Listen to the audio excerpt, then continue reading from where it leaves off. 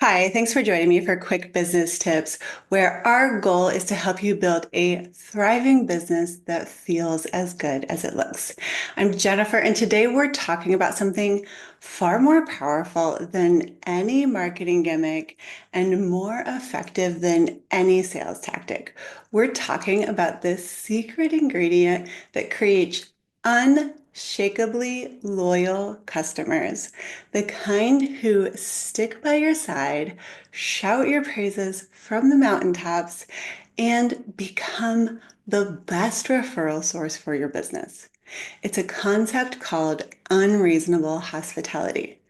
Now, this term was brought to the public eye by Will Guidara in his best-selling book titled Unreasonable Hospitality. He shares his own personal journey of transforming 11 Madison Park in New York City into the #1 restaurant in the world. And he did it not just by serving amazing food, but he did it by creating some incredible wow moments for his customers and going above and beyond for every guest that walked in the door.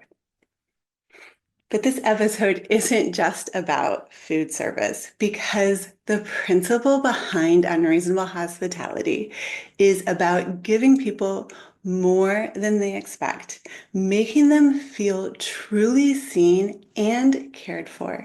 And it applies to every business, especially service-based businesses like ours.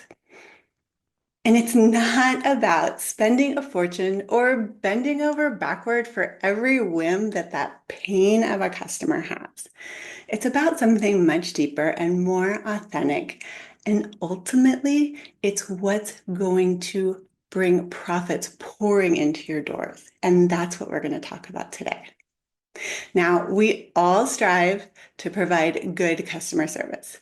We answer emails properly, deliver projects on time, and handle any problems that might come up professionally. But that's the baseline.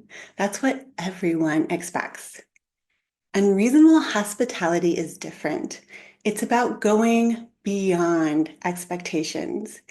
It's about creating moments where you genuinely connect with your customers and making people feel seen, heard, and valued.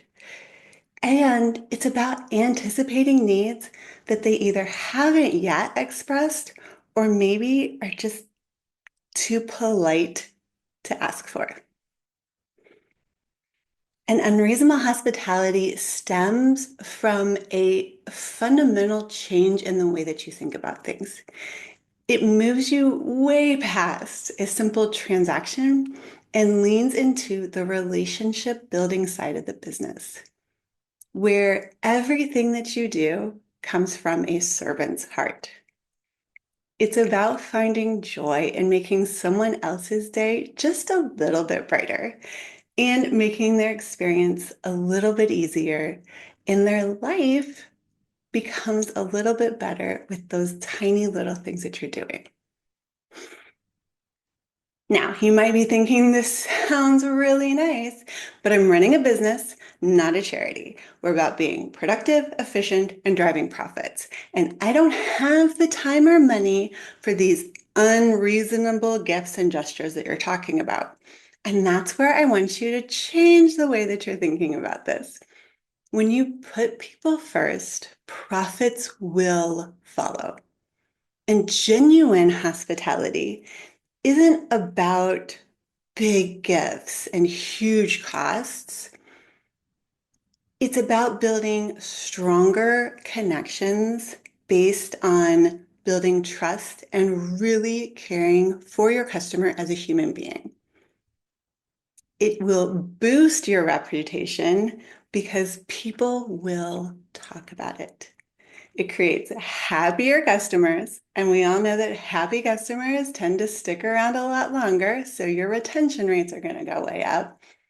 And it turns a baseline, average, everyday customer journey into a memorable, incredibly positive experience.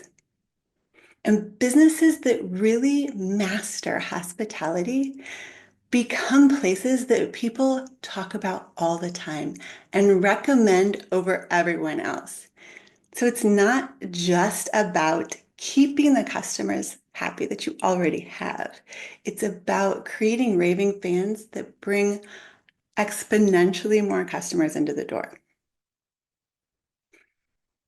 So, how do we go about taking a servant's heart approach and putting it into action? And I find that the best way to start is through active listening.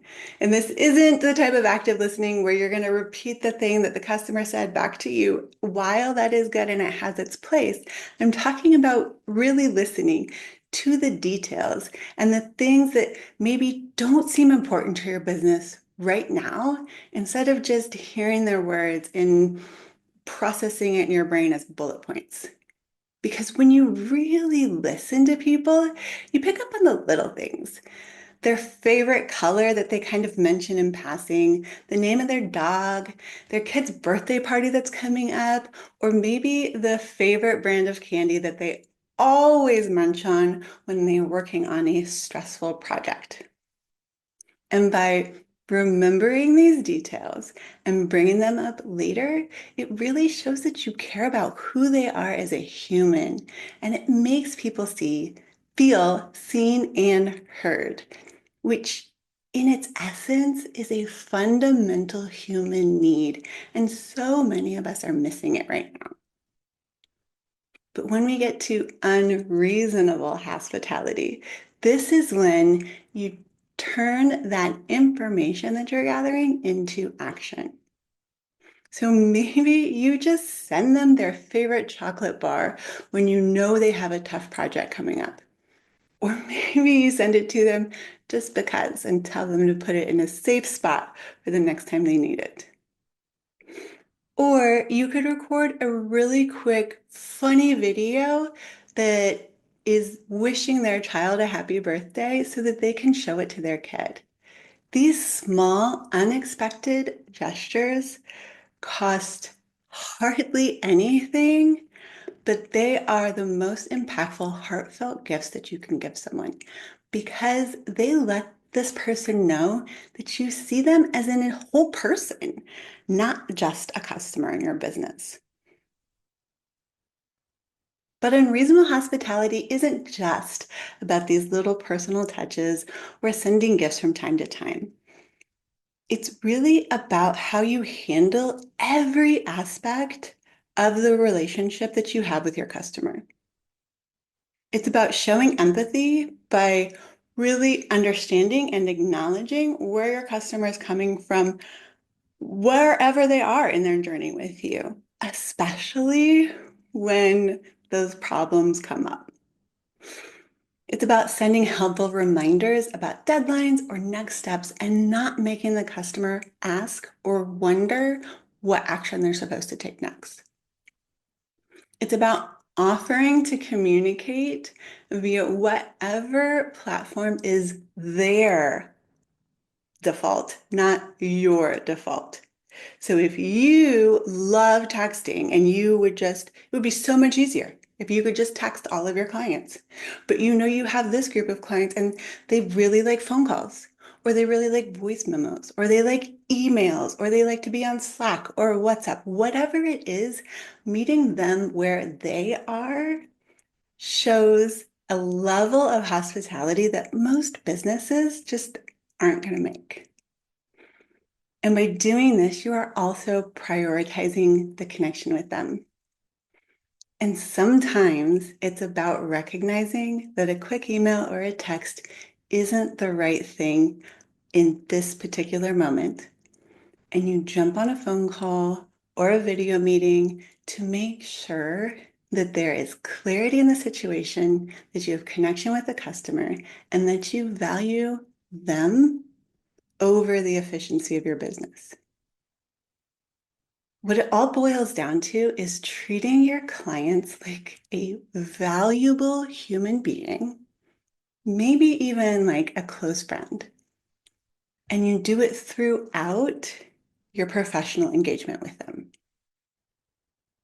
So, how can we go about doing this consistently without burning out or spending way over any budget that we might have planned on? We can do it because it's not about grand and expensive gestures for every single client every single day.